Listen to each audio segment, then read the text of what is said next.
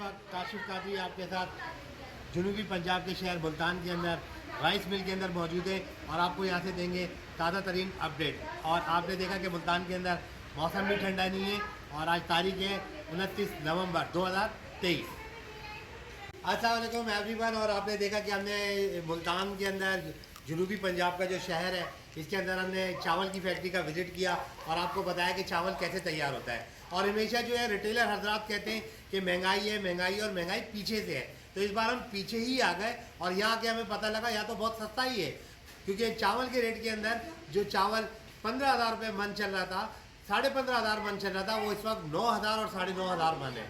तो हम रिटेलर हजरात से कहना चाहते हैं कि आवाम को ना लूटें, जो आपको फ़ायदा मिल रहा है वो आवाम तक भी पहुँचाएँ। और मकई जिसके रेट से पिछले साल 5500 रुपये थे और इस साल जो इसके रेट स्टार्ट हुए वो 2500 से 3,000 मन थे, इस वक्त 1,000 रुपये मन है। तो रिटेलर हजरात ब्लैकमेल ना करें आवाम को और आवाम को सही चीज़ सस्ते दामों दें। बहुत शुक्रिया। अगर आपको मेरी वीडियो पसंद आए तो मेरी वीडियो को लाइक करें और शेयर करें। बहुत शुक्रिया।